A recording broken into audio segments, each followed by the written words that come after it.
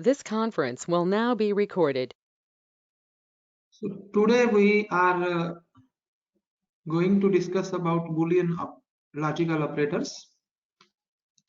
So as shown on the screen, the Boolean logical operators are AND, OR, XOR, short-circuited OR, short-circuited AND,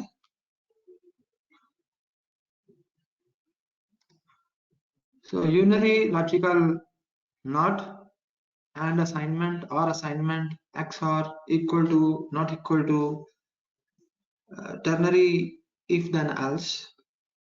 These are the logical Boolean logical operators. So we discussed these operators under the bitwise operator category as well.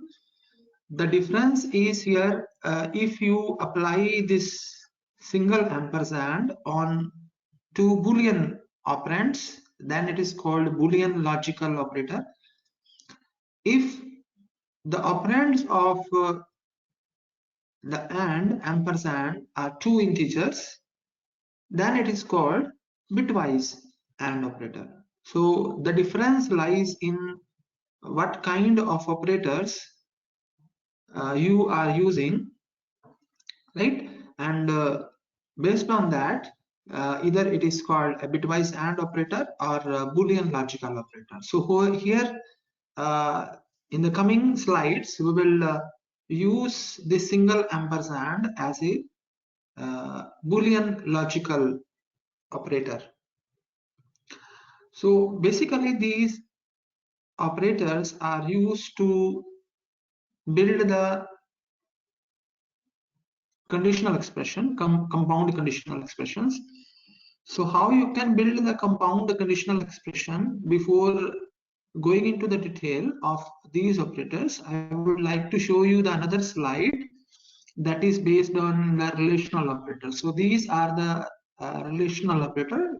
We have 6 relational operators in Java. So these operators are equal to, not equal, greater than, less than, greater than or equal to, not equal to. For equal to, we use double equal to symbol. So this is called equality symbol. If a single operator is there, that we have discussed in the previous classes as well, then it is called assignment operator. So these relational operators are basically used to build conditions. Outcome of the condition will be a Boolean value, either true or false. For example, in this slide, I have shown you some expression in which we have used the logical relational operator. Sorry.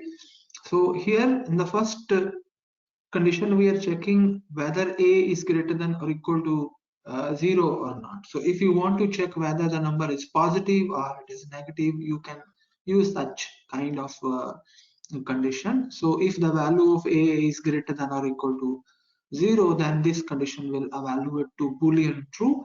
And if the value of A is less than 0, then this condition will evaluate to false. So unlike C, in Java, the condition evaluates to either true or false, whereas in C or C++, condition evaluates to 0 or 1. So this is the difference in Java. So it over here, the condition always evaluates to the Boolean value, either true or false. Similarly, the second condition can be used if you want to check whether the number is even or odd. So if the remainder by 2, if the number remainder by 2, if this generates the 0 value, then 0 equal to 0 will evaluate to true. If the n remainder 2 returns or evaluates to 1, then 1 equal to 0 will evaluate to false. Similarly, in the next expression, here we are checking whether a quadratic equation is having real or equal roots or not. The condition for that is if the discriminant is greater than or equal to 0, then only the roots of the quadratic equation will be real and equal, or real or equal. So in this case, we are checking whether the b square minus 4ac is greater than or equal to 0. If this is true, then only the roots will be real and equal. Next statement here, we are checking whether a year is a leap year. So if you divide the year by 4, if that generates 0 as a result, then this condition will give you the Boolean value true. And if the remainder by 4 is other than 0, then this condition will give you the result false. Similarly, in the next expression, we are evaluating whether the person is a child or adult. So if the age is less than 18, then in that case, this condition will evaluate to true. That means the person is a child. And if the age is greater than 18 or equal to 18, then this condition will evaluate to false. So on the relational operator, I have written one example for you to understand it better. So here in this example, basically we have what we have discussed in the previous slide, that is written over here. Just the difference is I am printing the value of the Boolean expression. So here in this case, this printf statement will print the result of a greater than b, because value of a is 12 and value of b is 15. So 12 greater than 15 will evaluate to Boolean false. Then that Boolean will be converted into a string. So this will false will converted into string false. So you will get the result over here false. Similarly, in rest of the expressions, depending upon the outcome of the condition, you will either get the result true or you will get the result false. So the next is we were discussing about the logical Boolean logical operator. So let's discuss some problems on Boolean logical operators as well. So first thing is we are using over here. There are two kinds of and Boolean logical operators. One is with single AND, that is called logical AND operator. The other is with the double ampersand, that is short-circuited AND. So what is the difference between these two AND operators that I am going to discuss with you? In case of short-circuited AND, what does it mean? If you use AND operator and you are combining two conditions, if the first condition is false, and in that case, the second will not be evaluated. So I'm going to show you one slide over here. Let's say in this slide, we are connecting these two conditions with the short-circuited logical AND operator. So if the first condition evaluates to false, then in case of short-circuited AND, second condition will not be evaluated. Right? If the first condition evaluates to true, then the computer or Java will evaluate the second condition as well. So in case of short-circuited AND, the outcome of the first condition will decide. If the outcome of the first condition is false, then the whole compound condition is assumed to be false. And if the first condition is true, then only the second condition is evaluated. But in case of you are using the single ampersand, both the conditions are evaluated. Computer will evaluate the first condition as well as it will evaluate the second condition. So whether the first condition is true or it is false, in spite of that, both the conditions will be evaluated. So let's discuss this with the help of one example. So I have shown you one example over here. So through this example, I am differentiating between the and short-circuited AND. So this program we have used 4 integer type variable a, b, c, and d. We are initializing a and b with 10 with this statement. So multiple variables can be initialized in a single statement like this. Then in the system.out.println, we are using this compound condition, and these compound conditions are these two conditions are connected with the AND operator, so Boolean logical AND operator. So as we discussed, in case of single ampersand, both the conditions will be evaluated, and from the outcome of both the conditions, the net result or net compound condition output is decided. So if we evaluate this, then because here we are using the post increment operator, so in this condition, the present value of a will be used. So present value of a is 10.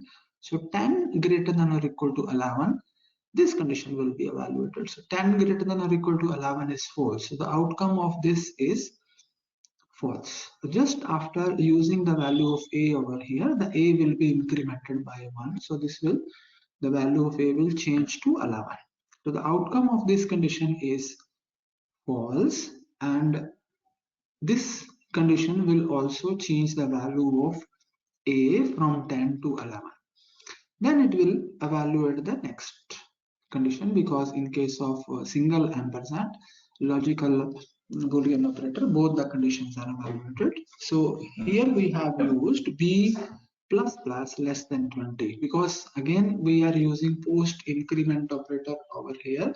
So first the present value of b will be used for checking the condition. Value of b is 10, so 10 less than 20, this condition is true. So one of the condition is false, other is true, and in case of AND, if both the conditions are true, then compound condition evaluates to true.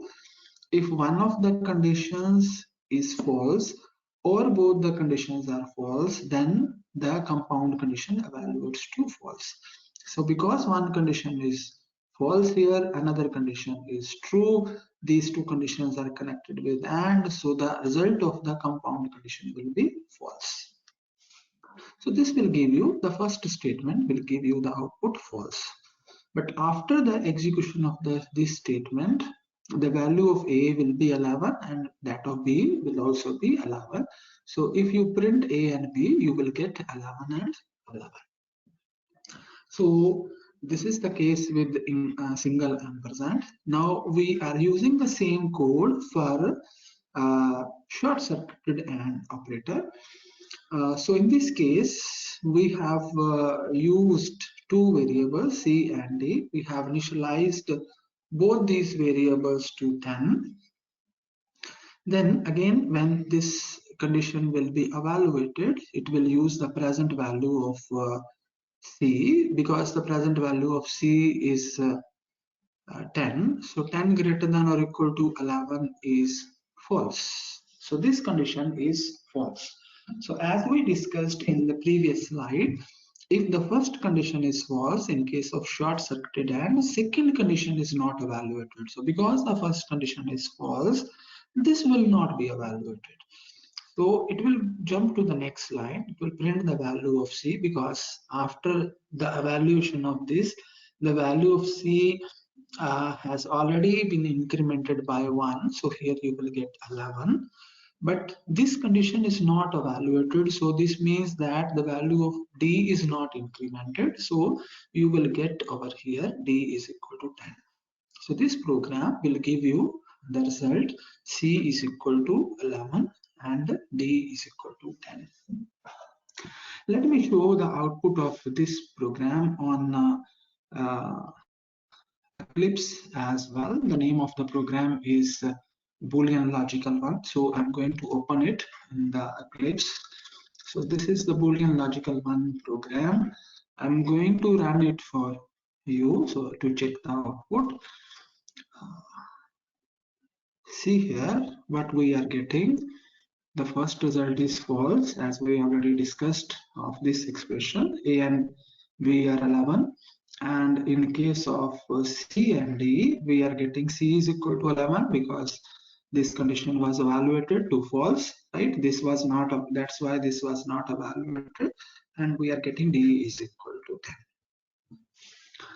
10, right? So likewise, there is another operator that is OR, and in case of OR, Again, there are two options to use. One is logical OR, Boolean logical OR, other is short-circuited OR. So in case of Boolean logical OR, we use signal piping symbol as shown here. And in case of short-circuited OR, we use double piping symbol.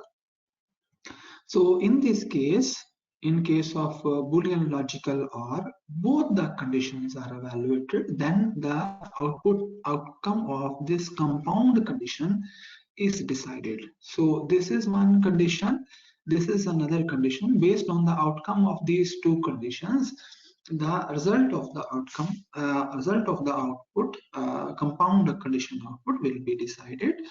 So in case of OR, if both the conditions are false, then only the compound condition will evaluate to false. If one of the condition is true or both the conditions are true, then the or the two expressions connected with the or we can say the compound condition will evaluate to true. So let's discuss this. In this case, again, we are using the same four variables a, b, c, and d. So value of a and b are initialized to 10 through this line. So when this will be evaluated, because we are using the postfix increment operator, so it will use the present value of a over here. So present value of a is 10. So 10 greater than or equal to 10, this condition is true.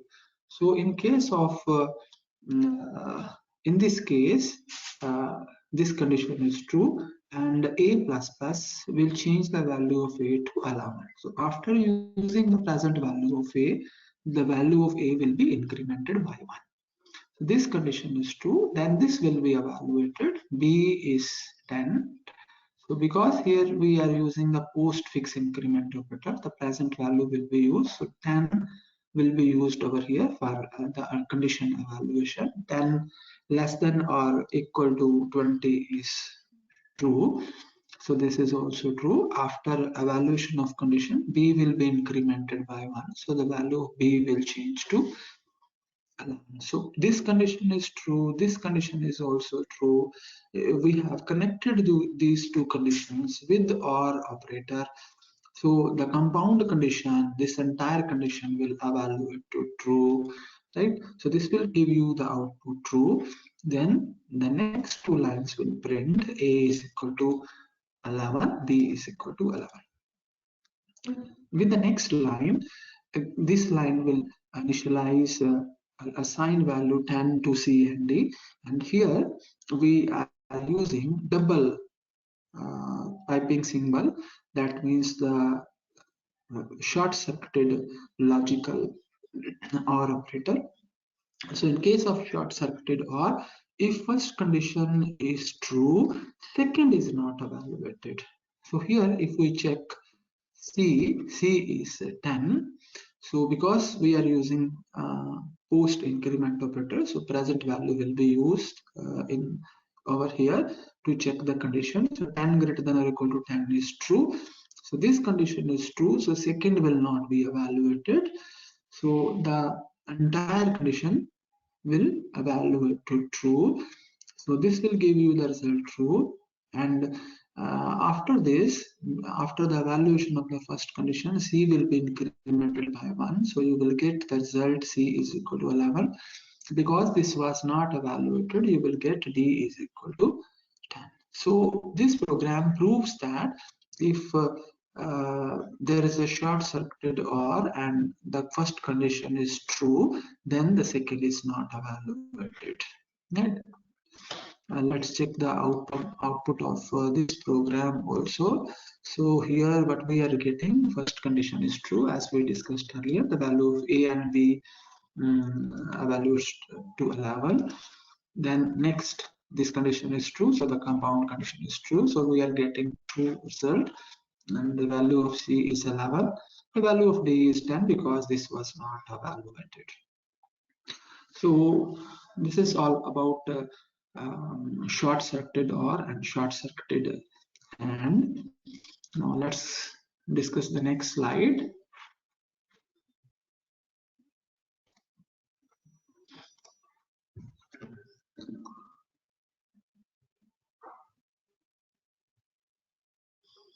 So this we have already discussed. Assignment operator is basically represented by the single equal to sign, and it's used to assign the value or a constant to a variable or the value of an expression to a variable. You can initialize the multiple variables with one value as shown in this line. So here through this line we are initializing x, y, and z with 100. So this we have already discussed. Then comes the ternary operator. It's also called a three-way operator. So this is the syntax of ternary operator. It has three expressions as shown on this slide. The expression one is basically the conditional expression.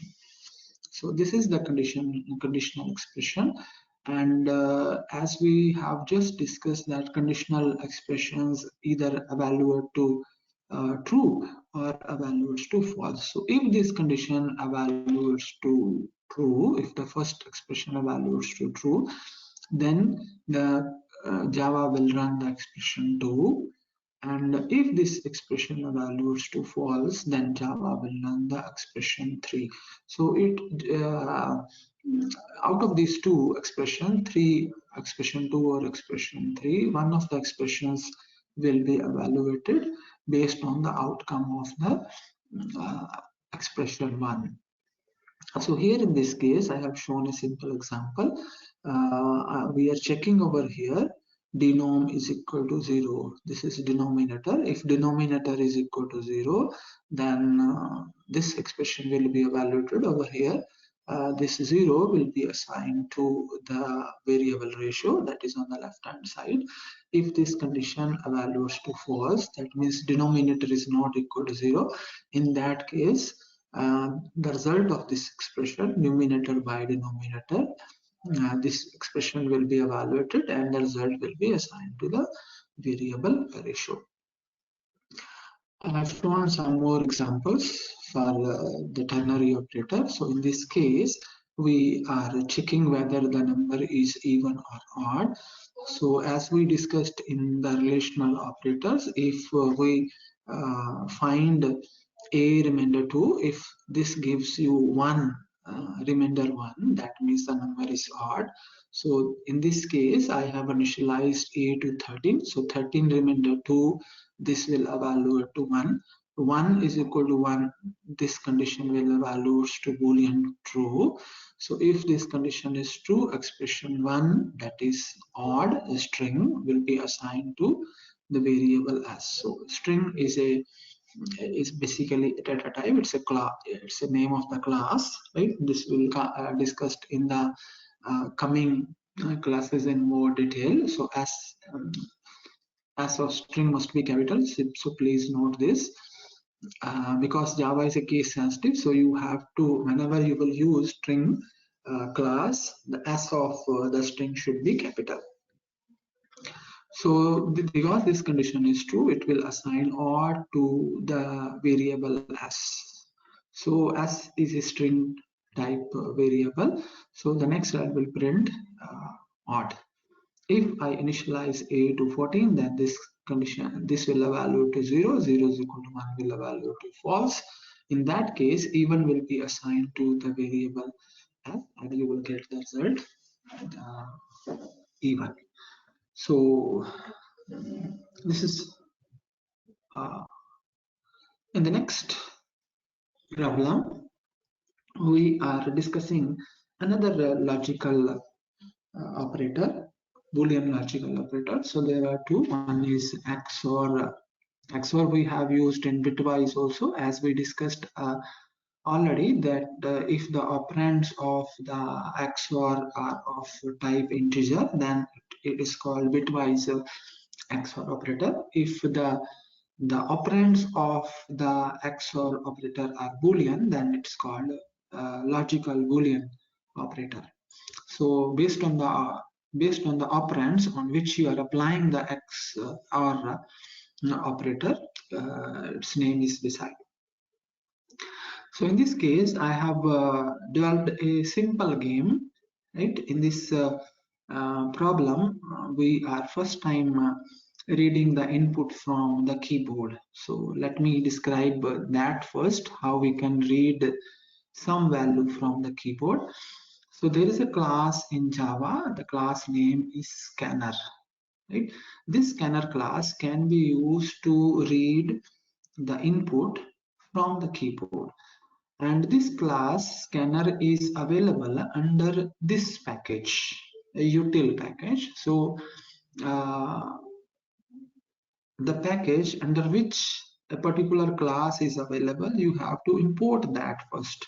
We'll discuss this in more detail in package chapter package.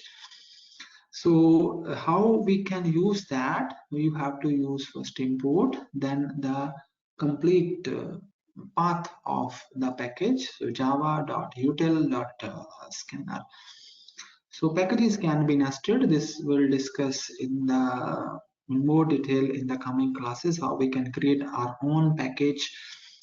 So this is the library of Java. Some classes are already available in Java. You can use those classes directly. So this import will import the scanner class, and if you want to read the input from the keyboard, you have to create object of the scanner class. As you already studied C++, so you know how to create the object. Even in C, we use new keyword, but in C, objects cannot be created because C do not support object-oriented programming. So how we can create the object? First, we use the keyword new, then the name of the class. And to this class, you have to pass system.in. So system is again, it's a class, and in is a variable of input stream. So you have to pass this system.in to the scanner. As you know, whenever you create the object, and even we will discuss this in more detail in the coming lectures. So when you will create the object, one constructor is called. So the constructor of the scanner class will be called over here, and scanner.in will be passed to that constructor of the scanner class. So this right hand side will create the object, and that object will be assigned to in. So in is the reference of the object that is being created through the right hand side expression. So you can use this in. You can just cram, for the time being, you can cram this line, because we are going to discuss in very detail how to create the object and what is the purpose of using this. So if you want to read the integer from the keyboard, you can use this object, and through this object, scanner object, you can call the next int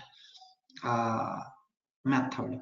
So in is the object of the scanner class, and next int is one of the scanner class method. So I would like to remind you that Java uses two notations for naming the classes and the identifier functions name. See here it is using the camel notation, because in case of camel notation, the first word has first letter small, and rest of the words are having first letter capital. So int, in case of int, the first letter is capital, and for next word, next, the first letter is small. So this is the camel casing. And here in case of scanner, there is only one word, and in case of Pascal, sorry, this is the Pascal notation, because Java uses Pascal notation to name the classes, inbuilt classes. So this scanner is only one word, and the first word is capital. So in case of Pascal notation, every word should have first letter capital, and in case of camel casing, every word except the first word should have first letter capital. So this will read an integer from the keyboard and will assign it to A. The next line will read another integer from the keyboard and will assign that to B. Then we are checking with the this expression. So in this expression we have used XOR, Boolean XOR, because this XOR has two operands, both are of type Boolean. This is one condition, it will evaluate to Boolean, and this is another condition that this will also evaluate to Boolean. And in case of XOR, if both the operands are same, the output will be false. So if this is true, this expression is also true, then this compound expression XOR will evaluate to false. And if one of the conditions is true, other is false, then this compound expression will evaluate to true. So if this is false, this is true, then this whole condition will evaluate to true. So I repeat, in case of XOR, Boolean XOR, if one of the operands is true, other is false, the compound condition or XOR will evaluate to true. If both the Boolean operands are same, if both the conditions are true or both the conditions are false, then the output will be false. Right? So you will get the result over here in the variable result, either true or false. And another I'm using is XOR assignment, XOR equal. So XOR equal is basically it will XOR the result of winner and result, and whatever will be the outcome, that will be assigned to the winner again. So let's discuss this with some values. If the value of A is, let's suppose 10, the value of B is suppose 20.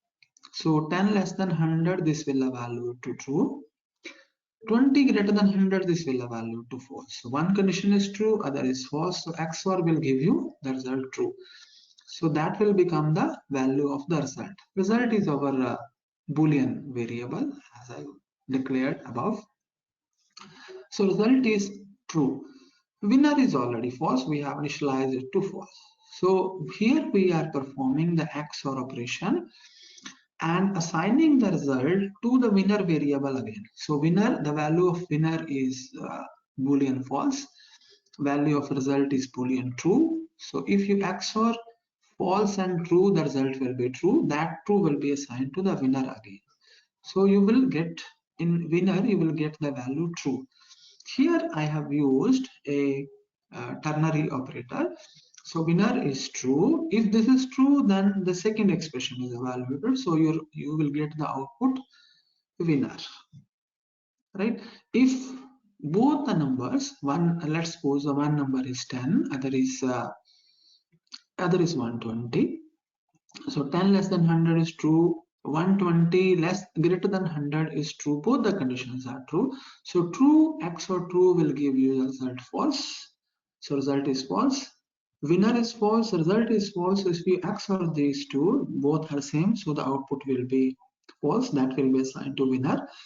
Now you are using winner over here because it is false. So it will give you the second output loser. So you will get this output loser. So this is a simple game. It will ask you to input two numbers. If both the numbers are less than 100, then it will display you as the winner. If you input both the numbers greater than 100, again it will give you the output winner. If one number is greater than 100, other number is less than 100, then you will get the result loser. Let's run this on Eclipse. So this program name is Boolean Logical 5.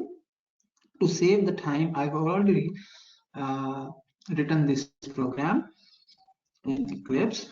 So here is the Boolean 5. Let me show you the output of this. Run it.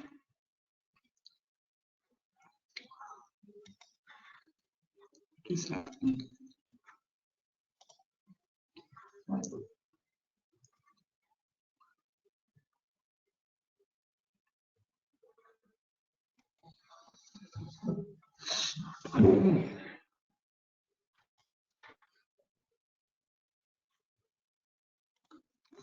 So 1 is 12.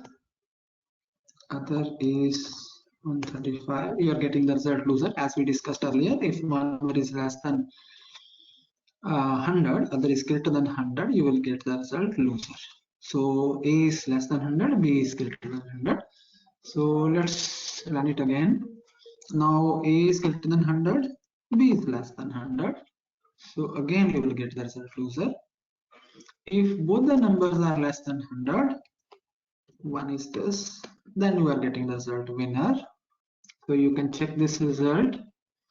If both the numbers are greater than 100, you will get the result winner. So this is a simple game. So this is all about Boolean XOR and XOR assignment operator, as we discussed here. So let's discuss the next slide. So in this case, we are using we are discussing another operator through this example, Boolean logical operator. One is not, other is not equal. So one is not, that is represented by sign of exclamation, and other is not equal. I have shown this through a very simple example. So not basically invert the output of the condition. If the condition is already true, it will make it false, and if the condition is false, it will make it true. So the value of A and B are 10 in this case. So 10 less than 10 is false, so this expression will evaluate to false, and this logical NOT will invert the outcome of this condition, so it will make it true. So you will get true as a result. And over here, in this case, the first condition is true because A is greater than or equal to 10. B is also true, greater than or equal to 10. True not equal to true, this will give you false because true is equal to true. So in this case, this logical NOT is a unary operator because it is operating on one operand only. It will invert false to true, it will make false to true and true to false, right? But this not equal is a binary operator. It operates on two operands. So this is all about the operator precedence. Precedence is in which order they will be evaluated. That is called precedence. So over here, if you are using some operators in the same expression, then they are evaluated in this order. So I have shown it with one example, the operator precedence. If you look at this diagram, you can observe that the relational operators are basically evaluated before the logical operator. So these are the relational operator, greater than or equal to, less than or equal to. So even the same expression, the expression is having equal to and greater than, then this greater than will be evaluated first than the equal to.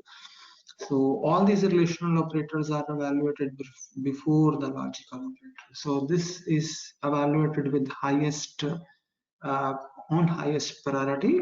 As you go down, the priority decreases. So this is shown over here. I have shown this as the highest priority. As you go down, the priority decreases. So these operators have the least priority. So equal is evaluated at the end, or operator equal is evaluated at the end. I've discussed this with the help of this slide. So here we have A greater than B. So this is a shift right bitwise operator, and this one is the arithmetic operator. If you look at this slide, this is the arithmetic operator and this is the shift right operator. It has higher precedence than the shift right operator, so plus will be evaluated first. So that means if you evaluate this, it will evaluate B plus 3 first, then the value of A will be shifted to right by B plus 3. So first plus will be evaluated, then the greater will be evaluated, or you can represent it like this also. Here I have used the parenthesis, so to indicate that this part will be evaluated first, right? Although if you don't put the parenthesis, it will evaluated in the same order. If you want to override this precedence, instead of evaluating this first, if you want to evaluate the right shift operator first, then you can use the parenthesis to override the precedence. Here, if I have put the parenthesis over here, so right shift operation will be performed before the arithmetic addition operation. So this is all about operators. If you have any doubt, you can leave your doubts in the chat box.